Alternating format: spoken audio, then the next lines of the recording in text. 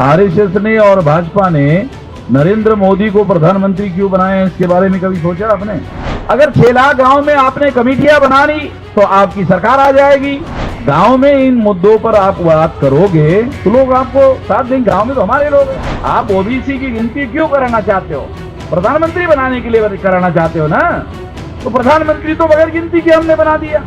ये नामधारी प्रधानमंत्री आपने बना दिया, और वो नामधारी है, इसे उसने प्रूव कर दिया 10 साल में।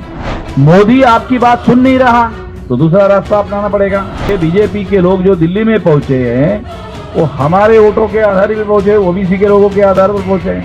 सीधे उंगली से घी नहीं निकलता, इसलिए टेढ़ी उंगली से निकालने का बता रहा। बहुजनों का काम करने के लिए वामन मेश्राम है। राष्ट्रीय पिछड़ा वर्ग मोर्चा जो पिछड़े वर्ग का राष्ट्रीय स्तर का संगठन है, इस संगठन को आप लोगों को यहां से जाकर केवल एक काम करना है।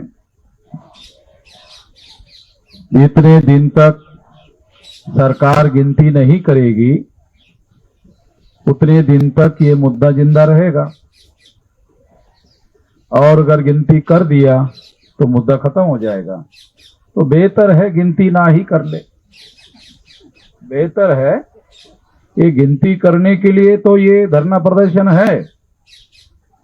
सरकार अगर गिनती नहीं करती है तो बेहतर है कि हमें आंदोलन करते रहने का मौका उपलब्ध रहेगा। अगर मान लेती है तो फिर तो ये मुद्दा खत्म हो जाता है, कोई और मुद्दा ढूंढना पड़ेगा। तो बेहतर है कि ये सरकार, क्योंकि उनके सामने एक संकट है, गिनती नहीं करते हैं तो संकट है, आंदोलन बढ़ेगा। गिनती करते हैं तो इन लोगों का वास्तविक आंकड़ा पता चलेगा। जैसे नीतीश कुमार ने बिहार में राज्य स्तर की गिनती की तो गिनती का आंकड़ा बिहार में निकला 64%।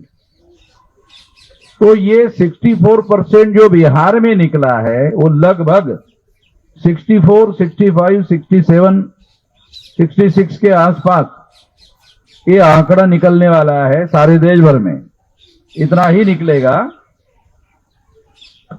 तो हम लोग मानकर चलते हैं कि ये 64, 65 के आसपास है, और अब हम लोग 52% के बजाय भविष्य में ये 64 जो बिहार में आंकड़ा निकला उतना मानकर चलते हैं। ये मानकर ही हम लोगों को प्रचार प्रसार करना चाहिए। अभी जो आपको मैं बताना एक ही मुद्दा बताना है, ज्यादा लंबी बात नहीं करना है। जो मौलिक बात मैं आपको बताना चाहता हूं वो क्या है कि अब आप लोगों को जाकर राष्ट्रीय पिछड़ा वर्ग मोर्चा की प्रत्येक राज्य में जितने जिले हैं उसमें कमेटियां बनाओ। राष्ट्रीय पिछड़ा वर्ग मोर्चा की कमेटी बनाओ। ये लोग ये मानने वाले नहीं है, ना माने कोई बात नहीं है। तो आप लोगों को जाकर राष्ट्रीय पिछड़ा वर्ग मोर्चा की जिला लेवल पर कमेटी बनाओ। फिर सारे देश भर में तहसील जो है वो राष्ट्रीय पिछड़ा वर्ग मोर्चा की तहसील में कमेटी बनाओ।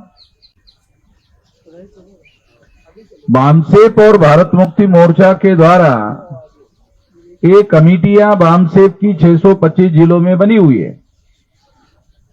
आप लोगों को वही कह रहा हूं जो बामसेप के लोगों को कहा गया है। उनको भी कहा गया है कि राष्ट्रीय पिछड़ा वर्ग मोर्चा की सारे जिले में लगभग ये 769 जिले हैं भारत में। भारत में जो जिले हैं वो 36 स्टेट हैं और 769 जिले हैं।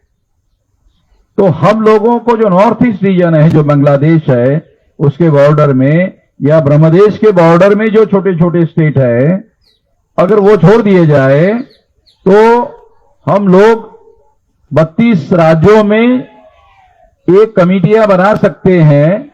तो आप लोगों को ये कमेटियां बनाने का काम करना है, जिला लेवल की, राष्ट्रीय पिछड़ा वर्ग मोर्चा की, और तहसील लेवल पर जो तहसील है देश में, उन तहसीलों में ये कमेटियां बनाना है।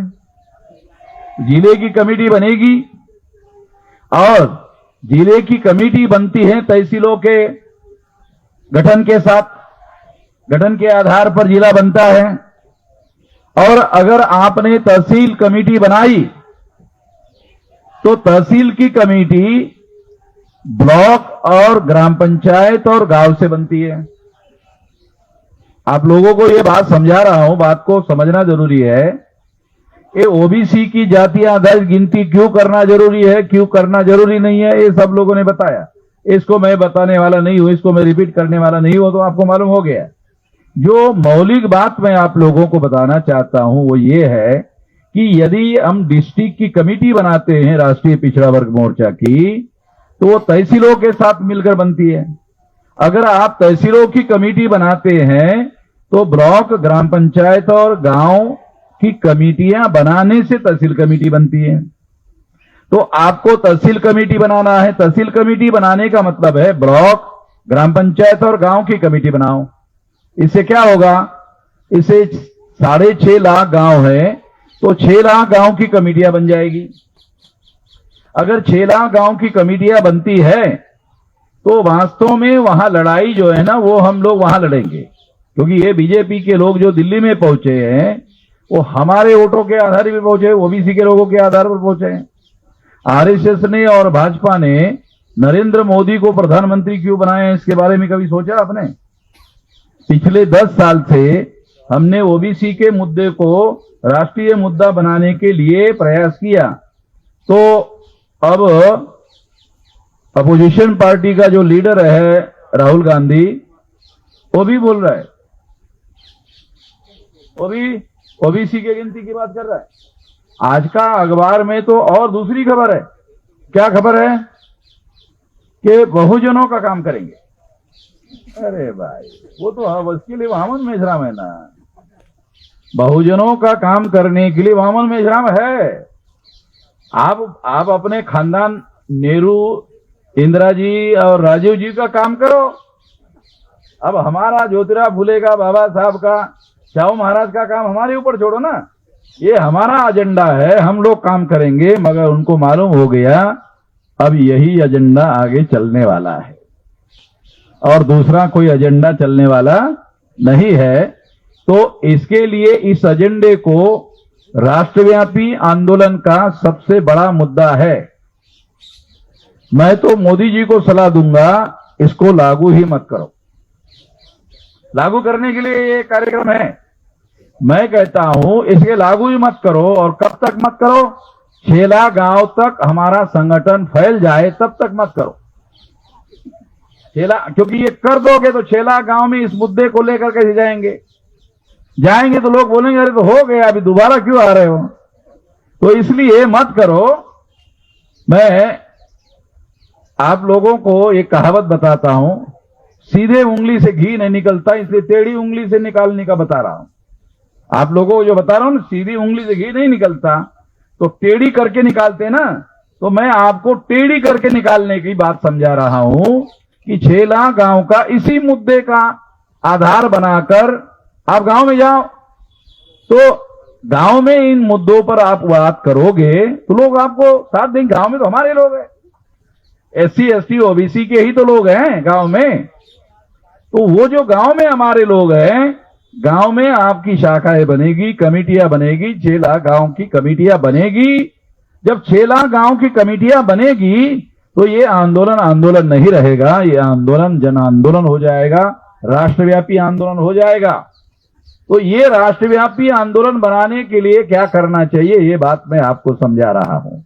हम इस पर लगे हुए हैं, हमसेप के द्वारा लगे हुए हैं, भारत मुक्ति मोर्चा के द्वारा लगे हुए हैं, राष्ट्रीय पिछड़ा वर्ग मोर्चा के द्वारा लगने के लिए आपको कह रहा हूं। आप ये कमेटियां बनाओ। जब 6 लाख गांव की कमेटियां राष्ट्रीय पिछड़ा वर्ग मोर्चा की बनेगी तो फिर तो ये कमेटियां बीजेपी के लोगों को गांव में प्रचार के लिए आएगी तो उनको वो आने ही नहीं देंगे, गांव में आने ही नहीं देंगे। नरेंद्र मोदी को उन्होंने चेहरा दिखाने के लिए प्रधानमंत्री बनाया, ये ओबीसी के आंदोलन की हवा निकालने के लिए बनाया, ताकि ये बताया जा सके कि देखो भाई आपका प्रधानमंत्री हमने बना दिया है। जब आप ओबीसी की गिनती क्यों कराना चाहते हो, आप ओबीसी की गिनती क्यों कराना चाहते हो, प्रधानमंत्री बनाने के लिए कराना चाहते हो ना, तो प्रधानमंत्री तो बगैर गिनती के हमने बना दिया। जब प्रधानमंत्री आपका हमने बगैर गिनती के कर दिया तो आपको गिनती करने की क्या जरूरत है। तो इसका जवाब यह है कि नरेंद्र मोदी को आपने बना दिया प्रधानमंत्री, मगर ये वास्तविक प्रधानमंत्री नहीं है, ये नॉमिनेटेड प्राइम मिनिस्टर है। नरेंद्र मोदी जो है ये रियल प्राइम मिनिस्टर नहीं है, ये नॉमिनेटेड प्राइम मिनिस्टर है। नॉमिनेटेड अंग्रेजी शब्द है, इसका हिंदी में अनुवाद होता है नामधारी। अरे हमको कामधारी चाहिए भाई, नामधारी नहीं चाहिए। ये नामधारी प्रधानमंत्री आपने बना दिया और वो नामधारी है, इसे उसने प्रूव कर दिया 10 साल में कि वो नामधारी ही है। क्यों? इसका सबूत क्या है नामधारी होने का? ओबीसी की गिनती नहीं किया, इसे सिद्ध हो गया नामधारी है, कामधारी नहीं है। अगर ओबीसी की गिनती का काम किया होता तो कहते कामधारी है, नहीं किया इसलिए कहते हैं नामधारी है। तो ये नामधारी प्रधानमंत्री जो है इसको आपने बनाया, इससे हमारी समस्या का समाधान होने वाला नहीं है। तो हमको कामधारी प्रधानमंत्री बनाना होगा तो राष्ट्रीय पिछड़े वर्ग मोर्चा की शाखाओं को जिले में उसकी कमेटियां बनाओ, तहसील में कमेटियां बनाओ, और इससे क्या होगा, तहसील कमेटी से ब्लॉक, ग्राम पंचायत और ग्राम में भी कमेटियां आपको 6 लाख गांव में बनानी होगी। ये काम करो। मोदी को इसको गिनती करना है नहीं करना है छोड़ो। अगर आपने 6 लाख गांव में कमेटियां बनाई तो आपकी तो सरकार आ जाएगी। जिस सरकार को आप गिनती करने के लिए कह रहे हो, यदि आपने 6 लाख गांव में कमेटियां बनाई, अरे फिर तो आपकी सरकार आ जाएगी। आप सरकार को कह रहे हो गिनती करो। अगर 6 लाख गांव में आपने कमेटियां बनानी तो आपकी सरकार आ जाएगी। जब आपकी सरकार आ जाएगी तो आपके सरकार को आंदोलन करके बताने की जरूरत तो रहेगी नहीं। वो तो गिनती करने की जो बात, जो इश्यू बना हुआ है, राष्ट्रीय इश्यू बनाओ। राष्ट्रीय इश्यू भी हमने बनाया, नेशनल इश्यू भी हमने ही बनवाया। तो इसलिए इस मामले का हल हो सकता है। तो इसलिए आने वाले समय में हम लोग आंदोलन पर सबसे ज्यादा थ्रस्ट देंगे। अभी तक हमने संगठन पर थ्रस्ट दिया, तो अभी हमारा थ्रस्ट आंदोलन पर है। 9 अगस्त 1942 को गांधी जी ने क्विट इंडिया मूवमेंट चलाया था, और क्विट इंडिया मूवमेंट चलाने से क्या हुआ, अंग्रेजों भारत छोड़ो, अंग्रेजों को भारत छोड़कर जाना पड़ा था। तो इसी तरह से यहां पर जो भी भारत में काबिज लोग हैं, उन लोगों को भी सारी व्यवस्था के नियंत्रण से छुड़ाना होगा, और इसके लिए सारे देश भर में संगठन निर्माण करना 6 लाख गांव में, ये उसकी पूर्व शर्त है। मोदी आपकी बात सुन नहीं रहा तो दूसरा रास्ता अपनाना पड़ेगा। अगर मोदी ने सुन लिया तो आपका मुद्दा हल हो जाएगा। मोदी सुन नहीं रहे हैं क्योंकि मोदी नॉमिनेटेड प्राइम मिनिस्टर है, वो वास्तविक प्रधानमंत्री नहीं है, आरएसएस के हाथ में सारी सूत्र है। तो हमको 6 लाख गांव का संगठन बनाना है। 6 लाख गांव का संगठन बनाओगे तो आपकी ही सरकार आ जाएगी। इस दिशा में आपको काम करना है। तो आपको मैं इस मौके पर बहुत ज्यादा बात नहीं कहना चाहता हूं, क्योंकि कानून के अनुसार 5 बजे तक बोलने की अनुमति दी गई है। 1 मिनट ज्यादा हो गया, तो 1 मिनट मैंने ज्यादा ले लिया है अपनी बात यहीं पर, क्योंकि मैं कानून के पाबंदी का पालन करने वाला आदमी हूं, इसलिए मैंने 1 मिनट ज्यादा ले लिया। तो कानून के दायरे में रहकर मैं अपनी बात समाप्त कर देता हूं। आपने मेरी बात ध्यान से सुनी, इसलिए आभार, धन्यवाद।